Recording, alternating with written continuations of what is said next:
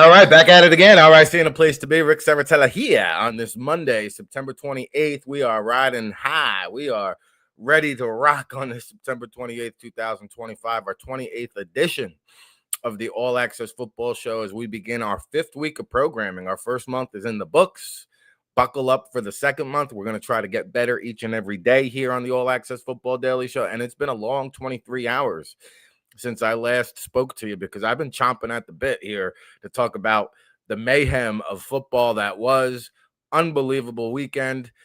You know, football never ceases to disappoint, at least myself, when it comes to the excitement, the surprises, the NFL draft risers.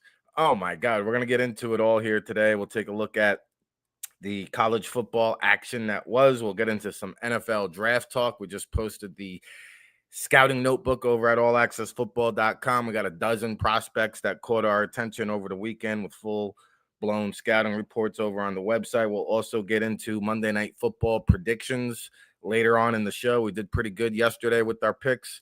And we also got a lot to get to on the NFL front, and that's where we'll begin here on today's show. And I know a lot of you have chimed in about being NFL and college football heavy. Well, that's because it's NFL and college football season. We are your home for real football talk. We talk everything football. And tomorrow, I'm actually working on a special guest for us from the indoor arena. And last week, we had Continental Football League Commissioner Mike Kelly. That's kicking off in summer of 2026. We'll also bring you up to date here on the United Football League as we get closer to their rookie draft.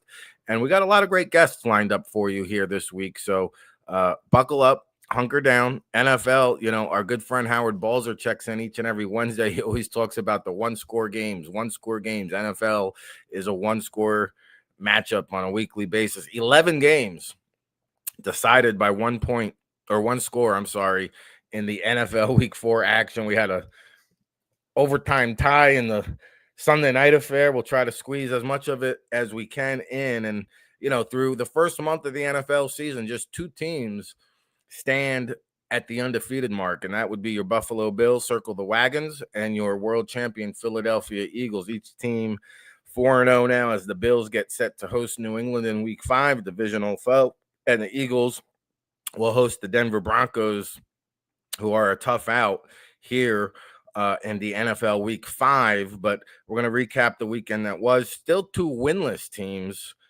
for certain in the Tennessee Titans and New Orleans Saints, both of them falling to 0-4. They're battling it out now for the top pick in the NFL draft. And Titans will get Arizona. We'll talk to Howard about that on Wednesday. The Saints will draw the New York Giants, who we'll get to in just a second.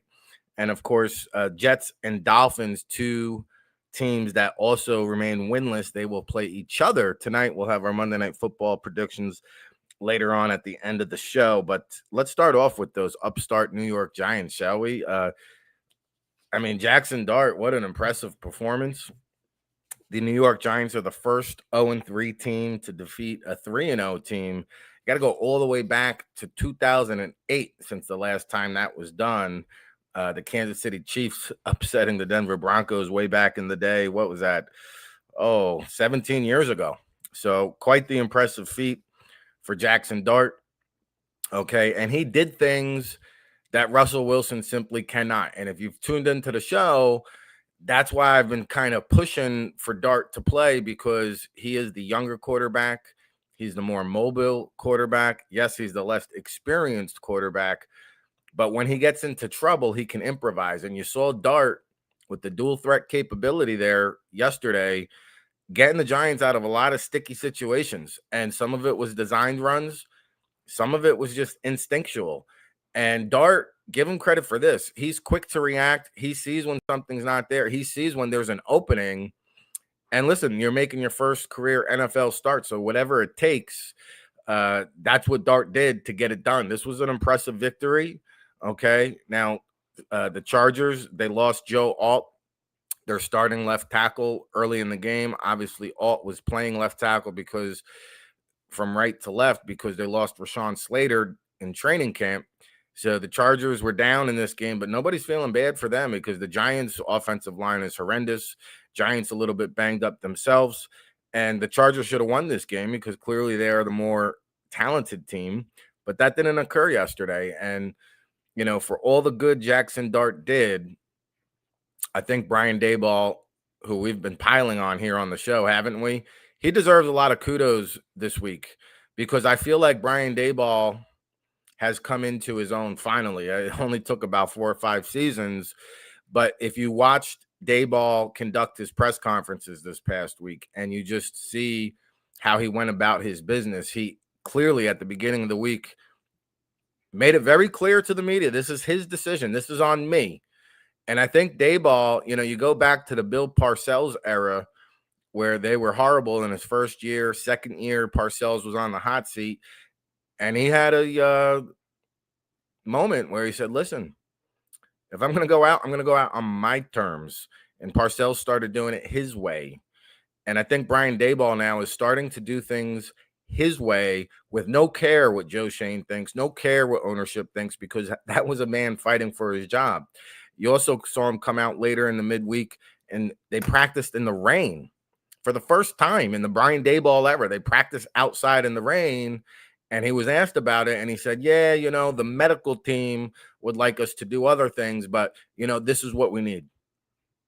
So good for Brian Daboll. And he got pressed about that throughout the week. He said, listen, there's a lot of people barking orders, what we should do. Sometimes it's the trainer. Sometimes it's the security detail. Daboll doesn't want to hear it anymore. He knows Shane is pulling strings behind the scenes to distance himself from the head coach that he brought in. And Daboll, fighting for his life, turns to his hand-picked selection, Jackson Dart. Now, there was a conversation there about Dart and Shedeur Sanders, even though Sanders went in the 5th. That was a topic of conversation. I could tell you, based on firsthand knowledge, Daboll was pushing for him. And Dart delivered in a big, big way. He was effective passing the ball. He was a killer running the ball. And now the Giants have breathed life with the New Orleans Saints on tap, the 0-4 Saints on tap here in week number 5. This is a very winnable game for the New York Giants, who suddenly have hope. Now, it can't all be roses for the New York Giants because something's got to go wrong. And this game will have somewhat of a black cloud over it, or an asterisk, because Malik Neighbors will get the official word today. Sounds like he tore his ACL on that non-contact injury. He left the game. You saw him screaming in pain down there on the ground. And it makes me wonder, because just a week ago, I saw Odell Beckham Jr. in the building, along with Antonio Pierce, was consoling Neighbors 2 weeks ago after getting targeted just 3 times. There was OBJ hanging out post-game outside the locker room with Pierce, consoling Neighbors. And it begs to ask the question now, the Giants down their top target, would they consider kicking the tires on an Odell Beckham Jr.? It's worth pondering. They don't have a strong wide receiver corps overall. And so, Darius Slayton, Wendell Robinson, I mean, they can only carry you so far with a veteran presence such as Beckham. It would certainly rejuvenate the fan base. Could it add a little spark, a little excitement to the New York Giants team? I don't know if they want to go down that road, but it definitely is worth asking. And of course, we'll talk more about that on New and Blue. It's a New York Giants podcast that airs right here at 7 p.m. each and every week with my co-host, Dan Orlando. I'm sure he's having a good time this morning, and we'll talk more with Dan Orlando about the New York Giants later on tonight. Okay. Other big storylines that emerged from NFL action, I think we have to spend some time on that Kansas City, Baltimore Ravens showdown, which was dominated by the Chiefs, really. Now, the big headline here is Lamar Jackson had a hamstring injury, and the injury occurred after this game was out of hand. I mean, Kansas City was up 30-13 by the time Jackson suffered that hamstring injury. It was a little bit confusing because no medical person actually came over to check him out. He was just on the sidelines looking pissed off. And I don't know if a medical person actually ever examined him, but that's the report that we got, was a hamstring.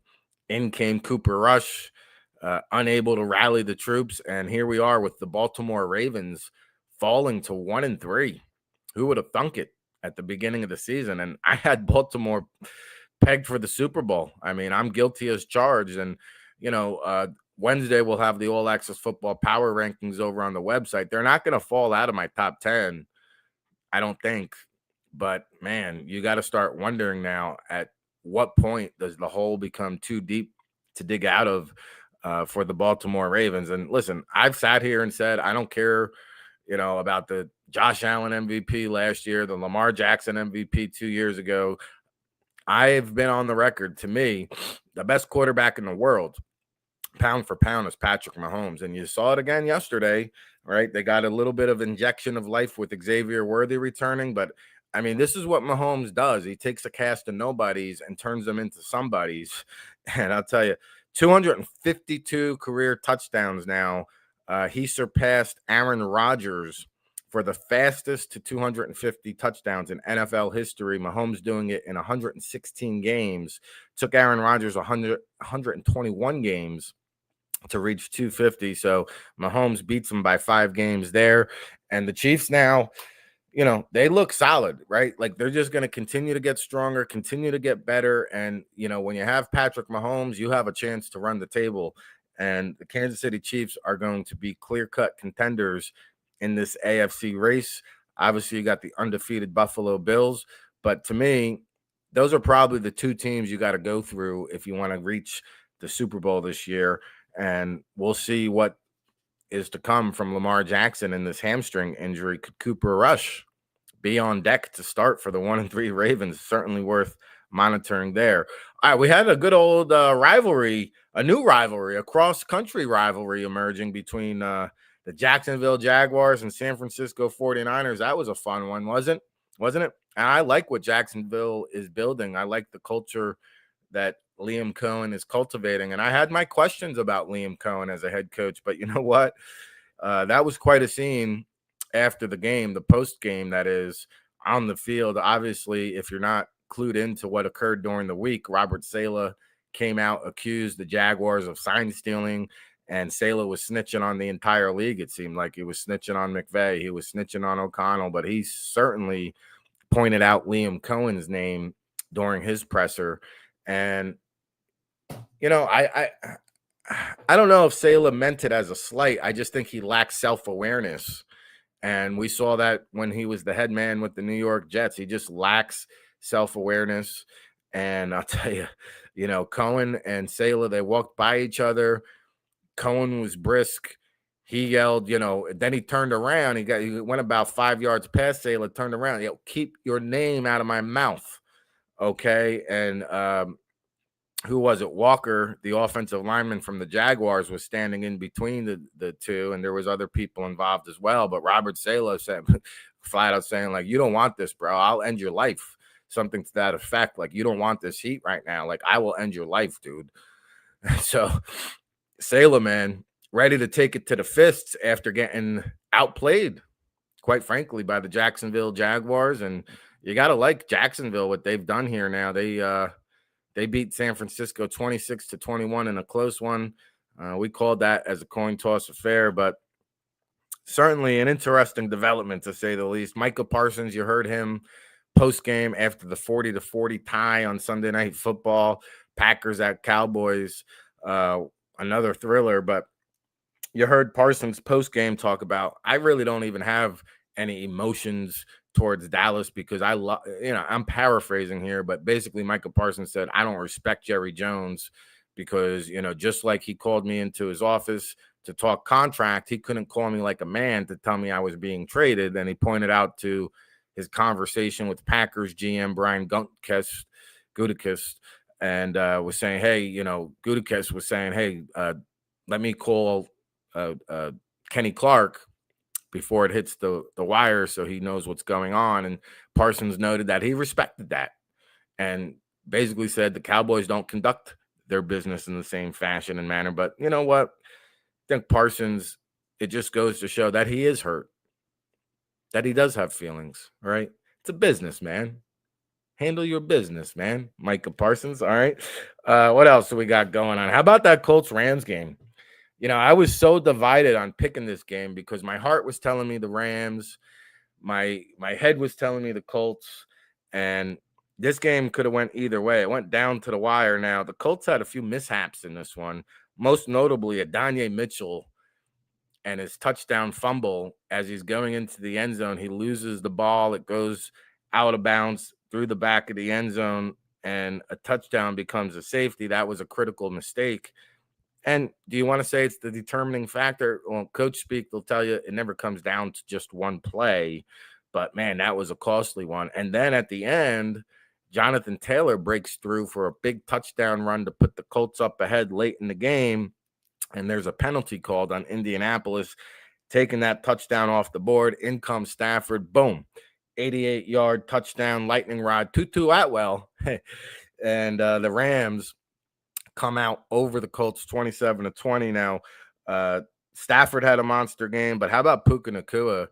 Just another impressive performance. He now has over 500 receiving yards through 4 games. And Puka Nacua, don't look now, he's on target for 2,000 receiving yards. You remember Tyreek Hill made a run at it last year. Calvin Johnson, once upon a time, made a run at it. Justin Jefferson once had a shot. Could we see a 2,000-yard receiver in the National Football League? That is Puka Nacua. And, you know, it was interesting. I liked what the Colts did there with Tyler Warren, and you saw Warren do this at Penn State, run the Wildcat little version of the tush push there for the Colts with Tyler Warren under center, barreling his way into the end zone. He's a truck now to try to stop down there on the goal line.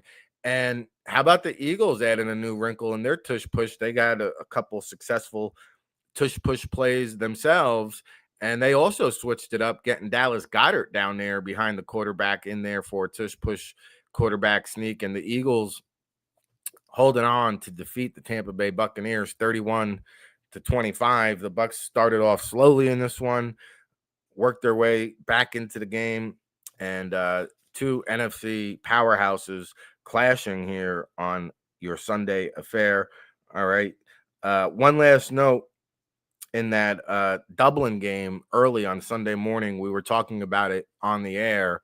Skylar Thompson, the backup quarterback for Pittsburgh, who was already on the IR, involved in a late night brawl there in Dublin. No complaint officially filed, and we haven't heard about any of the details. The details are murky, which tells me, you know, this is going to let people speculate and assume their own conclusions. And I'm not saying this is fact, but you just wonder, like, was he out there on the late night scene putting away too many Guinnesses and got himself caught up? That's Skylar Thompson. On the field, you know, we talked about Mahomes passing Rodgers as the fastest to 250. Rodgers looked pretty vintage himself there in Dublin, guiding the Steelers to an impressive victory over the Minnesota Vikings, 24-21. Vikings making it close at the end. But how about this? Aaron Rodgers got rid of the ball on average in 2.17 seconds per attempt, averaging 2.17 seconds getting rid of the ball. That is actually his fastest average in terms of ball release since 2016, almost 10 years ago. So Aaron Rodgers turning back the clock. And, you know, Father Time might have caught up to Russell Wilson, but Aaron Rodgers still giving the Steelers a shot to win, a shot to get into the playoffs. And anything is possible, right, once you get into the dance. So those are just some headlines from the NFL action that was. We'll try to get in a little bit more later on in the show. There's a lot to get to, but when we come back, we're going to turn our attention over to the college football side. So much happenings on the college football world. We're going to talk about it, be about it, right here on the All Access Football Daily Show. It is September 29th, 2025. I am your host, Ric Serritella. Buckle up, hunker down. We'll be back right after this. Hey, RIC in a place to be. Ric Serritella checking in from the legendary Jersey Shore for the world-famous All Access Football, and you're tuned in to the All Access Football Daily Show, our newest venture here at the world-famous All Access Football, read by all 32 NFL teams and 50,000 subscribers from around the world. And I've been blessed and fortunate enough to work in this great game of football for the past 2 decades. It's our 24th season of providing you independent analysis when it comes to the NFL draft and everything pigskin, whether it's the NFL, college football, NFL Draft, CFL, UFL. We'll be with you each step of the way, especially for draft season when we really get into high mode. Of course, it's all brought to you by the 2026 NFL Draft Bible, published in April, featuring over 500 in-depth scouting reports with our boots-on-the-ground analysis. We'll be on location at the All-Star Games, the NFL Scouting Combine, the Pro Day circuit, counting you down to that 2026 NFL Draft in Pittsburgh. And be sure you check us out over at allaccessfootball.com. We've got a great promo discount for you listeners at home. If you enter our promo code RICVIP, you'll get a 30% discount off of all of our premium content. You'll unlock the magic. Get our NFL Draft Insider Reports, Scouting Notebook, of course, the World Football All Access Football Report, published on Wednesday. It's your new home for real football talk. So follow along, give us a shout. We hope you're enjoying the show. If you're watching on YouTube, Facebook, or X, please give it a like, a share, a subscribe, and we'll be with you each and every day here, 7 days a week, live, 10 a.m. Eastern, no days off. Rain, sleet, hail, snow, the show must go on. For Ric Serritella and the All Access Football Daily Show, keep it locked, everybody.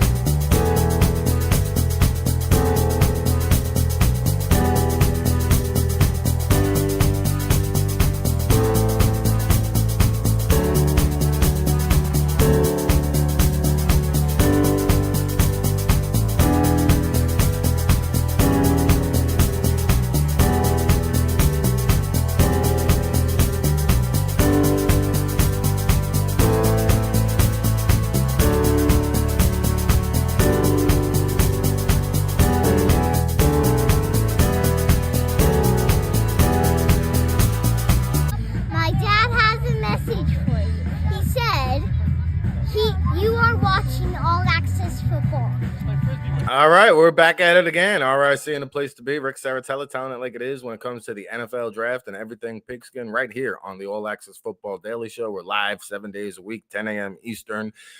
This is your home for real football talk. Unbelievable to think this is our 29th episode, our 5th week of programming.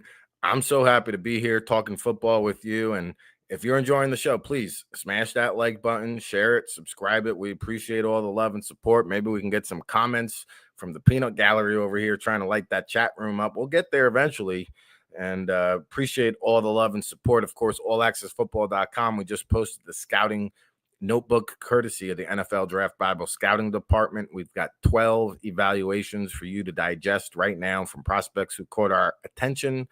We've got verified measurements. We've got projections. We've got insider intel. When I tell you nobody covers the NFL draft like All Access Football and the NFL Draft Bible, I mean it. And that's your money back guaranteed. If you're unhappy with the product, which is the 2026 NFL Draft Bible, I'll refund you your subscription. But it's about $30 right now on the website. Do the math, a couple pennies a day. Goes a long ways here at the allaccessfootball.com. So thank you very much for that. We are read by 50,000 subscribers, 70 countries around the world, and all 32 NFL teams. So I promise you, it's worth more than your morning cup of coffee. All right, buckle up. We've got college football talk. We just got to the NFL news and notes, top headlines in the first segment. If you're just tuning in, you can go back, watch the show, and that'll be archived. We've got some great guests lined up for you throughout the week. Of course, Monday Night Football predictions coming up next segment, so stay tuned for that. But college football, look at the latest polls. We've got Ohio State holding steady at your number one spot. They received 46 of the first place votes, so they remain number one. Oregon getting 16 of those first place votes with their big win over the Penn State Nittany Lions, and that was just a masterful performance, double OT by Dante Moore and the Ducks. And I'll tell you what, Drew Allar is the one that came into this matchup with all the limelight and speculation and hype and buzz and scouts talking about, oh, he could be the potential number 1 overall pick. I've never got that impression watching Drew Alar. Never in my life. And I've heard Big Ben Roethlisberger comparisons. I've heard Josh Allen comparisons. And I don't know where they get these comparisons from, because he's more Christian Hackenberg than he is Kerry Collins, if you want to talk about Penn State quarterbacks. And Alar, once again, crumbling under the pressure, unable, he played better in the second half. He's just unable to win big games, as is head coach James Franklin. And we talked about it on yesterday's show briefly. Like, he's got 2 wins amongst top 10 opponents, a losing record against top 10 teams, a very poor record against top 25 opponents. And I know the fan base, a lot of them, they were chanting fire Franklin at the game. A lot of people calling for James Franklin's head. But the problem is here, guys, I don't know who you're going to find better than James Franklin. And I say that because he's always got the team competitive. They've been amongst the top 10 the last several years. And just be careful what you wish for. Now, can he win the big game? The next big game he wins will be the first big game he wins. But I just don't know. Like, Bill O'Brien was a great hire there. Obviously, he used that to springboard onto other things. I just wonder, like, if you fire James Franklin, who is the candidate that you're going to get in there and say, hey, this guy's taking us to the next level? This guy is going to elevate us higher than what James Franklin can do. I don't know who's out there that you can say that about, that's readily available and that would want the job, right? So, I don't know what to make of this Penn State team, and they did fall to number 7 now in the rankings, but I mean, if they make the college football playoffs, they might beat a team like Boise State like they did a year ago, but I just don't consider them serious contenders. I can't take them serious until Drew Alar shows me more, until James Franklin shows me he can win a big game, and he says all the right things. He does all the right things. He toes the company line. He's the perfect puppet, so to speak, there for Penn State. I just don't know who they can turn to that's going to offer them a higher upside than James Franklin. All right. Miami Hurricanes sitting steady at number 3. They got 4 first-place votes. And then how about Alabama now rising to number 10 with their slight upset over Georgia there. Georgia falling to number 10 in the rankings. And I think both of these teams now appear headed towards the college football playoff out of the SEC. And, Bama gets it done, and I think Kirby Smart now is like 1-7 or 1-8 in his career against Alabama. So nobody's calling for Kirby Smart's head over there in Georgia, but another classic game from the weekend. And then Ole Miss, they move up to number 4 in the rankings with their big win over LSU. And we've talked about Garrett Nussmeier. He's going to shut it down this week on the bye, according to Brian Kelly's press conference last week. So we'll see if he holds true to that, but the velocity is not there. The deep downfield passing is night and day compared to last year, and you have to now factor in this torso injury. How serious is it? It's clearly impacted the Tigers' offense, their inability to move the ball, Nussmeier's ability to throw it downfield. He's also got that patellar knee injury that flared up on him in August. I mean, it's hard to say he's a lock as the top quarterback. And I don't know. We've got some reconsidering to do now with our quarterback rankings. We'll sneak that in with our NFL draft talk on next segment and put that on ice for the time being. But when you take a look atop the NFL draft big board at the quarterback spot, I don't believe there's a clear-cut number 1 guy. They all have their warts. I don't know if there's a true franchise quarterback that you're excited to build a franchise around. But we'll take a look at that in the next segment and just who the players are. And one of those players is going to be Fernando Mendoza, who pissed off quite a few people with that safety running out of his own end zone as time expired. Indiana fails to cover it. And Mendoza, give him credit in the postgame. He said, man, I'm sorry to piss so many people off with the point spread, but I'm just out here trying to win football games, and winning football games is what Indiana is doing. 20-15 over Iowa, always a tough out there. And Indiana now finally getting some respect they deserve at number 8 in the poll. And then a couple other teams I want to talk about. Texas Tech is sitting right outside the top 10 at 4-0, ranked number 11. You saw their backup come in last week and do damage. I think they were on the bye this week, but I think Texas Tech, right there in the Big 12, is going to have something to say about this college football playoff. And how about Big Law on Friday's show, Lock on Virginia? He called the upset special on the Friday Night Lights. The Virginia Cavaliers taking care of business against the Florida State Seminoles, another double OT thriller.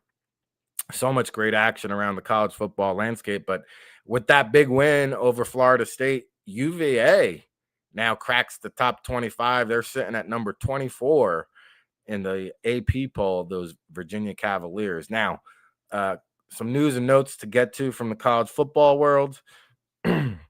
Sam Pittman is out in Arkansas, and just a disastrous season that has become for the Razorbacks. And they got bamboozled, didn't they, by the Notre Dame? They crushed them. I think it was like 45-22. Notre Dame now back up, moving up to top 25. But that loss resulted in Sam Pittman's job. He gets served the pink slip.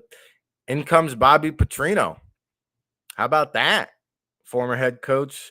He takes over and wasted no time cleaning house there in Arkansas. He's fired just about everybody on the staff, it sounds like. And so major changes coming in Arkansas. And you wonder what this does for Talon Green's future, because he's somebody, we had Emory Hunt on early in the season, and he was talking about Talon Green as a potential number 1 overall pick. And he's flashed the tools and ability and the talent, but the consistency, the decision-making, the ability to read through his progressions all need work. And you just wonder now, does Talon Green dip his toes into the transfer portal? Because when you fire your head coach, the transfer portal, those players now have a 30-day window to enter the transfer portal. So we'll see what happens to Talon Green. And Oklahoma State is another one in the same boat. They fired Mike Gundy, obviously, last week. Doug Meacham taking over as the interim head coach, the offensive coordinator there. And, they got bombed by Baylor this week, 45-27. They gave up 612 yards to the Baylor Bears. And so now Todd Grantham, one-time head coach over at Arizona State, I believe, he gets fired from the defensive coordinator post. And Clint Bowen elevated from quality control coach now to defensive coordinator for Oklahoma State Cowboys. All right, so some news and notes there in the college football world. And when we come back, time is flying here on the All Access Football Daily Show. When we come back, we are going to get into some of the NFL draft talk that I just alluded to. We'll also get our Monday Night Football predictions in. So much to get to. We're going to squeeze in as much as we can. I got a lot of news and notes, miscellaneous stuff we're going to try to get to. It's all going to transpire right after this commercial break. Hey, RIC in a place to be. Ric Serritella checking in from the legendary Jersey Shore for the world-famous All Access Football, and you're tuned in to the All Access Football Daily Show, our newest venture here at the world-famous All Access Football, read by all 32 NFL teams and 50,000 subscribers from around the world. And I've been blessed and fortunate enough to work in this great game of football for the past 2 decades. It's our 24th season of providing you independent analysis when it comes to the NFL draft and everything pigskin, whether it's the NFL, college football, NFL draft, CFL, UFL. We'll be with you each step of the way, especially for draft season when we really get into high mode. Of course, it's all brought to you by the 2026 NFL Draft Bible, published in April, featuring over 500 in-depth scouting reports with our boots-on-the-ground analysis. We'll be on location at the All-Star Games, the NFL Scouting Combine, the Pro Day circuit, counting you down to that 2026 NFL Draft in Pittsburgh. And be sure you check us out over at allaccessfootball.com. We've got a great promo discount for you listeners at home. If you enter our promo code RICVIP, you'll get a 30% discount off of all of our premium content. You'll unlock the magic. Get our NFL Draft Insider Reports, Scouting Notebook, of course, the World Football All Access Football Report published on Wednesday. It's your new home for real football talk. So follow along, give us a shout. We hope you're enjoying the show. If you're watching on YouTube, Facebook, or X, please give it a like, a share, a subscribe, and we'll be with you each and every day here, 7 days a week, live, 10 a.m. Eastern, no days off. Rain, sleet, hail, snow, the show must go on. For Ric Serritella and the All Access Football Daily Show, keep it locked, everybody.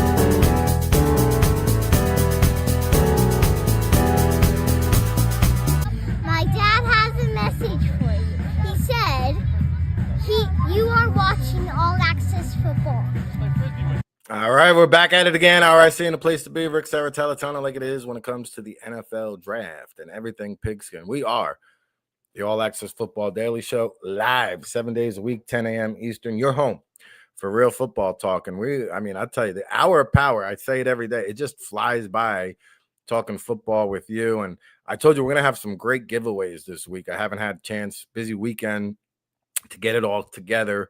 But we are going to be giving away some books, courtesy of Neil Stratton, good friend of the show. I got a whole box of value picks.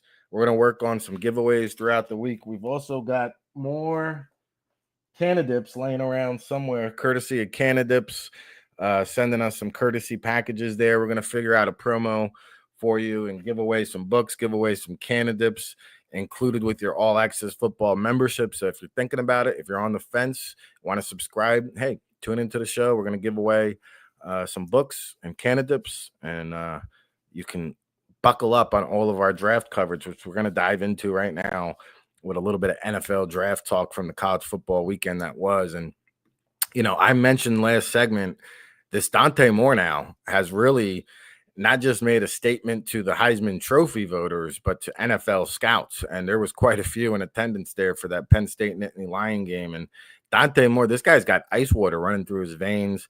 Penn State was sending the pressure all night long, and Moore was just cool as a cucumber, never rattled, made all the throws. You saw him dip the arm angles and make different off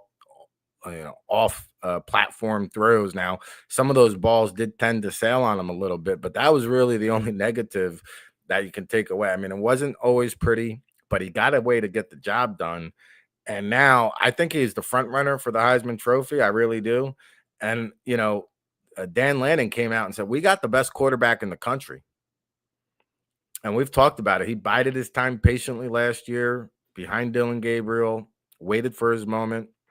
And Dante Moore is now shining. And when you take a look at the top signal callers eligible for the 2026 NFL draft, I don't think there really is a true consensus. You could ask 5 different scouts and come up with 5 different players, because I really do. I think there's about a half dozen guys between now and April that could really state a case.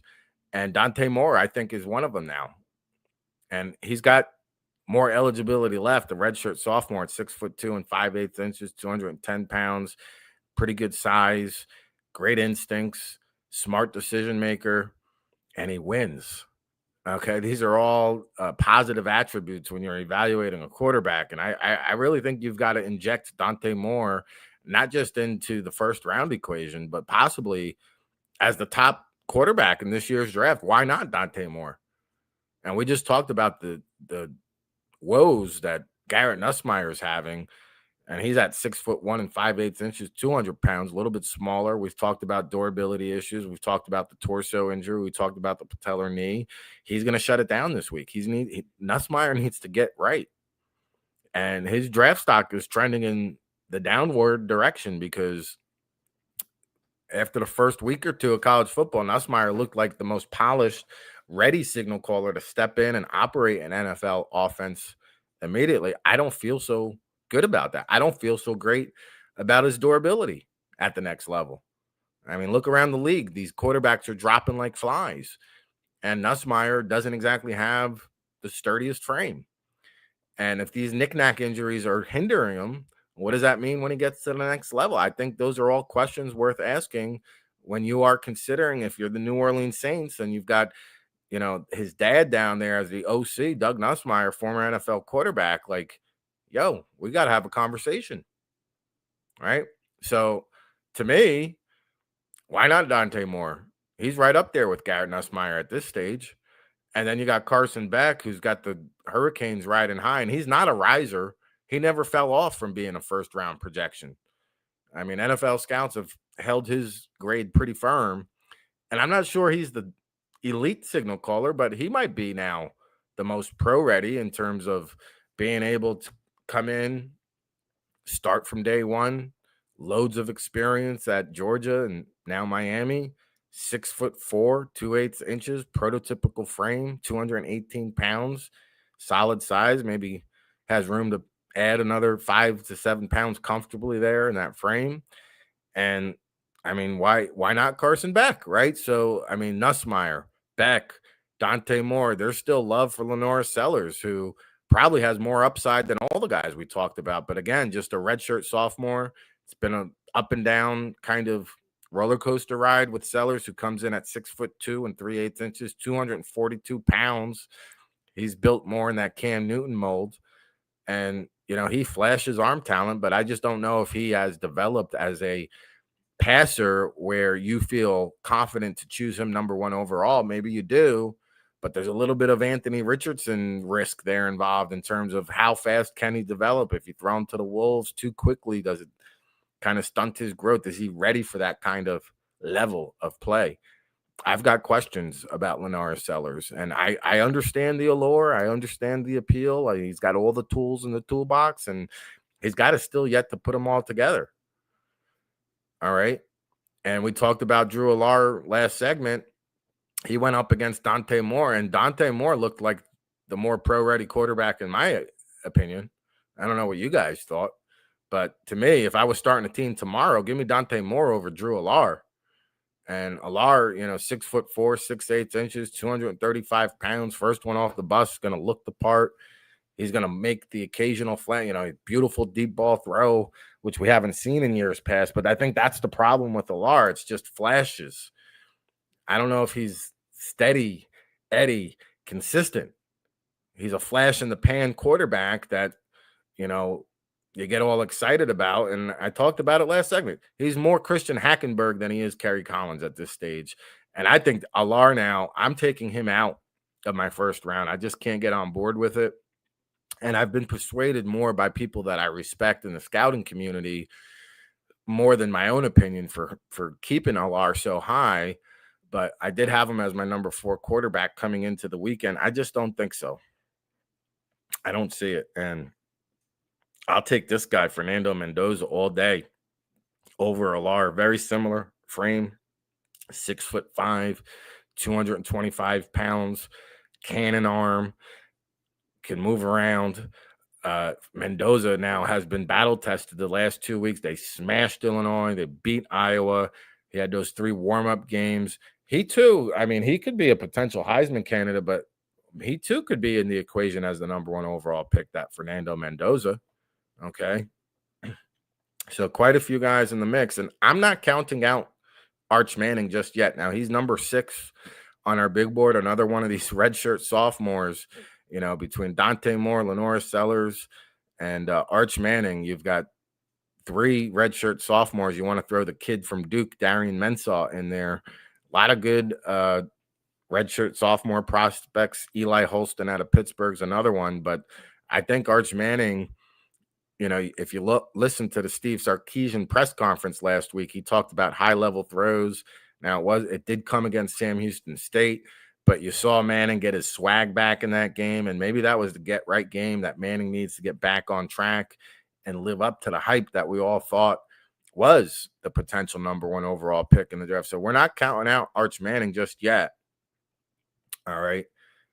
So you throw Dante Moore into that equation. That's 7 guys now. You could state a case, 6 guys you can state a case for as the potential, at least top signal caller. And if it is the New Orleans Saints, it's most likely to be a quarterback. If it's the Tennessee Titans, it could be a Caleb Downs, it could be a Reuben Bain.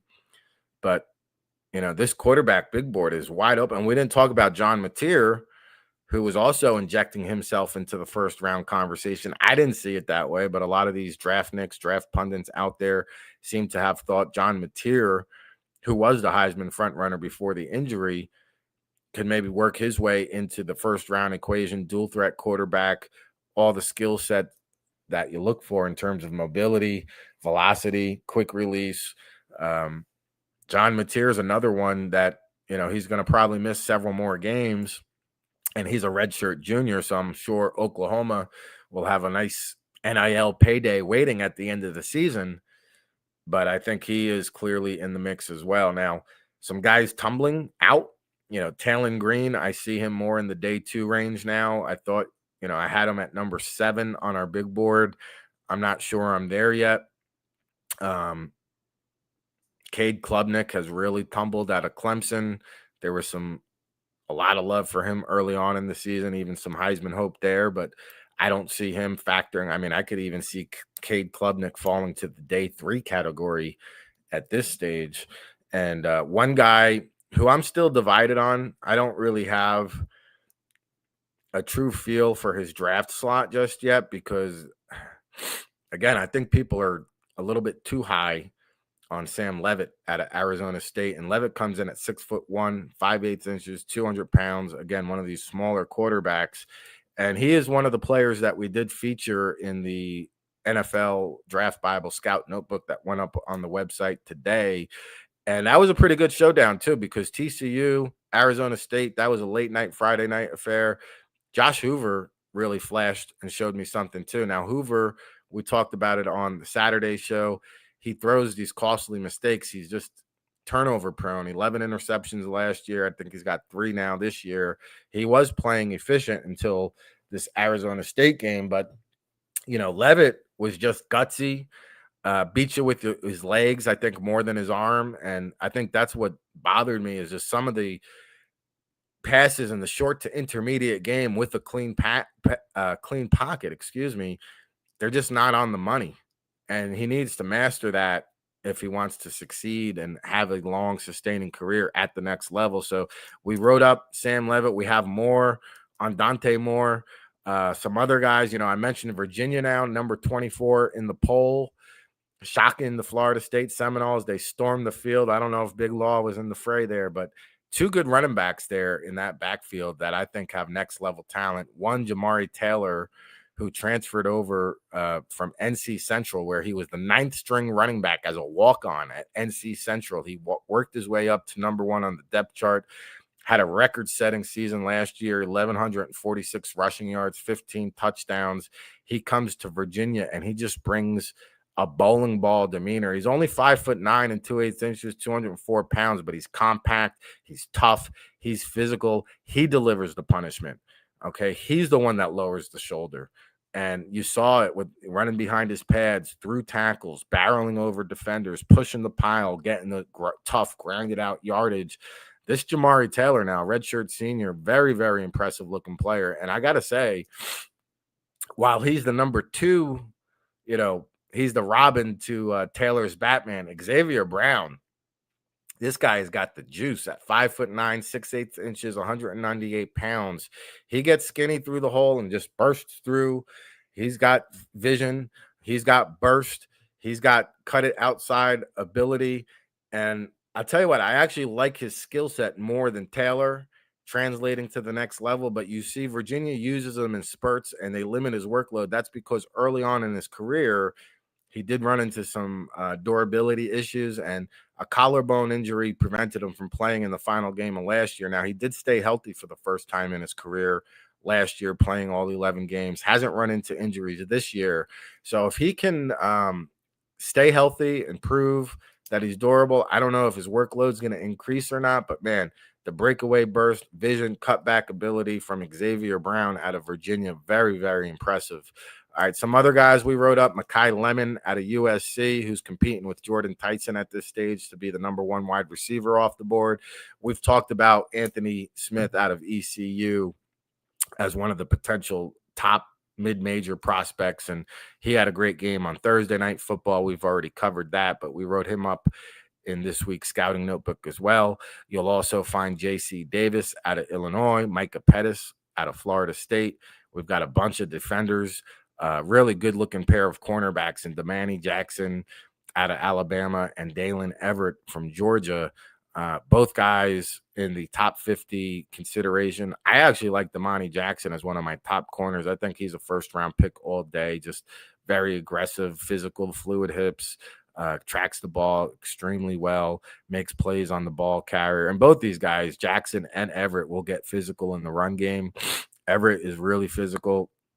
You hear high football IQ when the coaches talk about him, change of direction, quickness, and the ability to high point and track the ball. I think Everett is certainly in the day two mix. Could he work his way up into first round consideration? I wouldn't rule it out at 6 foot and 5/8 inches, 193 pounds, will probably test in that 4.4, 4.5 range. Same deal with Jackson, very similar size, speed, dimension. So you can get their scouting reports over on the Scout Notebook, as well as a few other defenders if you want to get caught up. We've got a dozen scouting reports from prospects who caught our attention from the college football weekend that was.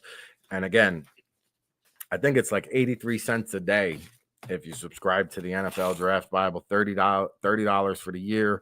And that includes the 2026 NFL Draft Bible, where you get 500 in-depth scouting reports, background reports, insider intel, verified measurements, which is very important. And of course, the most accurate big board projections that you'll find anywhere in the world, really.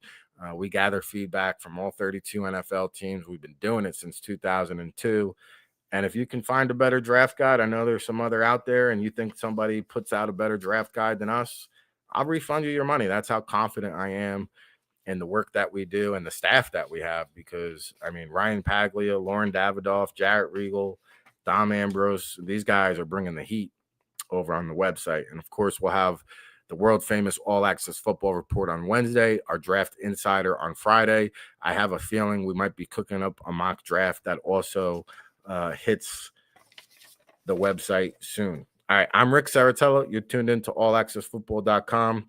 Our hour of power is just breezing by, and did pretty good on the picks this week. 8-5 yesterday on the NFL Pick'em Show. Of course, we got the Thursday win, which makes us 9-5 on the week. Through the first 3 weeks, we were 28-20 against the spread.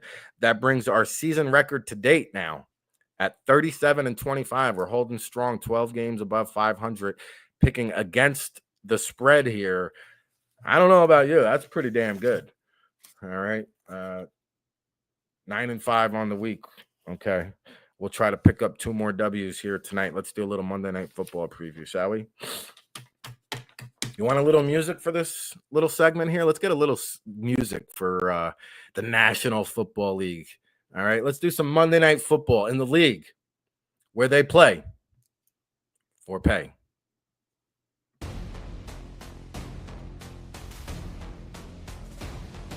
All right, we got a Monday Night Football doubleheader. And they're going to cross over.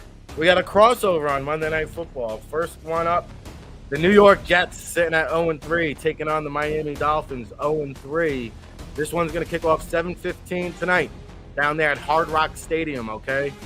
And the Jets are going to welcome back Justin Fields, who comes back from his concussion, okay? A welcoming sight to see for the Soul Train, Aaron Glenn dancing on the sidelines, coming down the Soul Train line over there. Maybe it'll give him something to dance about tonight. Let's talk about it, shall we? Fields, he's completing 70% of his passes, 3 touchdowns on the year, just 1 interception. Of course, Breece Hall has played a big role in this offense, along with Braylon Allen in that backfield. A pretty impressive 1-2 punch. Garrett Wilson, I looked for a big touchdown out of him tonight.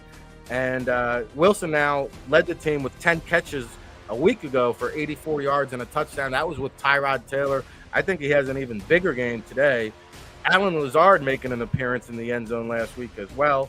And, of course, Sauce Gardner is always going to be an issue. Look out for Sauce Gardner tonight trying to lock down Tyreek Hill and Jaden Waddle. Now, Tyreek Hill missed Friday's practice. He was out there at his father's wedding, posting pictures on Instagram, rubbed some people the wrong way. And Tua got into it with Cam Newton, a little barbs exchanged in the media. And Tua, he's another one who has his feelings hurt, needs to put his big boy pants on for this one. I'm looking at you, Ollie Gordon. I know everybody talks about A-Chain, but I think Ollie Gordon coming off 38 yards and his first career touchdown a week ago, I think a big role is in store for Ollie Gordon tonight, and he's going to provide a little bit of a jolt there for the Dolphins offense. You know, we talked about Zach Sealer and that costly penalty on the blocked field goal attempt last week, costing the Miami Dolphins. But he did have 5 tackles and had 6 tackles and 1.5 sacks against the New York Jets in their last meeting on January 5th, 2025. The Jets took that one 32-20. And Sealer now aims for his 5th game in a row against the New York Jets with the sack. So he's been a problem against New York. All right, Miami comes in a favorite at home, desperately needing a win to keep Mike McDaniel's job. They're favored by 2.5. I'm going to go the other way here. Not a big shock, not a big upset, but I got the Dolphins on upset alert. Give me the New York Jets to squeak this one out, 29-27 in a high-scoring affair in that AFC East showdown. All right, second game on the docket. This one's going to start an hour later at 8:15. We got the Cincinnati Bengals at 2-1, traveling into Mile High to take on the 1-2 Broncos. Denver falling to the Chargers last week, 23-20. Of course, Cincinnati got pummeled by the Vikings, 48-10. And Denver comes in here as a pretty heavy favorite, 8.5 points. Now, Jake Browning, 19-27 a week ago in his first start, but I don't think he's going to get the job done. You see the interceptions popping up. He's already got 5 interceptions. And you wonder now, if the Bengals do get embarrassed again, could Cincinnati look towards a Russell Wilson or Kirk Cousins just to save their season? Because, you know, they were 2-0. Now they're 2-1. Can Jake Browning save the day? I don't know. Trey Hendrickson has a sack in 2 of his last 3 games. He's starting to heat up. Chris Jenkins, you know, the high second-round pick from a couple years ago, finally starting to step up. He had 6 tackles and 1.5 sacks last week. All right. Oh, Nix. You know, it's been up and down. You've seen him and Peyton exchange barbs on the sideline, but I got confidence in Bo Nix in this one. And J.K. Dobbins rushed for a season-high 83 yards and a touchdown last week. Cortland Sutton had a season-high 118 receiving yards. And look out for Marvin Mims, because last time he scorched the Cincinnati Bengals. He did back in December of 2024. Cincinnati winning that one 30-24. But Mims, 8 catches, 103 yards, and a pair of touchdowns. He is also one of the most electrifying return men in the National Football League. How about Nick Bonito? All this guy does is rack up sacks. You know, Denver led the league in sacks with 62 a year ago. And Jonathan Cooper, he's another one you got to look out for. I think Denver is going to send the heat. They're going to throw pressure at Jake Browning from all different angles. And I'll tell you what, I think it's going to be too much for Browning to handle. I have Denver winning this one decidedly, 27-17. I'll lay the 8.5 on Monday Night Football. All right. Man, that's the hour of power here on the All Access Football Daily Show. We tried to get as much in as we can. We'll come back tomorrow at 10 a.m. Eastern and talk about it a little bit more. We'll recap some more NFL talk. We'll do some more NFL draft talk. I'm sure there's going to be more college football news and notes to get to. And we're working on a special guest for tomorrow's show. Of course, Wednesday, we'll have the legendary Howard Balzer, 50 years of covering the NFL, of course, with the Cards Wire as well. And He could even give us a sneak peek of the Thursday night football. I think we got a good one here coming up between San Francisco and the LA Rams, the NFC Wild Wild West showdown coming up on Thursday night football. So we'll have Howard on Wednesday. We're working on some guests for the Thursday and Friday edition here on the All Access Football Daily Show. This was our 29th edition as we kick off our 5th week of live programming, 7 days a week, 10 a.m. Eastern. Our 29th edition is in the books for Ric Serritella and the All Access Football Familia. Thank you so much for tuning in. If you don't mind smashing that like button on your way out, share the show, subscribe it, leave a comment, help us with the algorithm. We greatly appreciate that. And we'll be back at it again tomorrow with a brand new edition. Buckle up. Hey, RIC in a place to be. Ric Serritella checking in from the legendary Jersey Shore for the world famous All Access Football, and you're tuned in to the All Access Football Daily Show, our newest venture here at the world famous All Access Football, read by all 32 NFL teams and 50,000 subscribers from around the world. And I've been blessed and fortunate enough to work in this great game of football for the past 2 decades. It's our 24th season of providing you independent analysis when it comes to the NFL draft and everything pigskin, whether it's the NFL, college football, NFL draft, CFL, UFL. We'll be with you each step of the way, especially for draft season when we really get into high mode. Of course, it's all brought to you by the 2026 NFL Draft Bible, published in April, featuring over 500 in-depth scouting reports with our boots-on-the-ground analysis.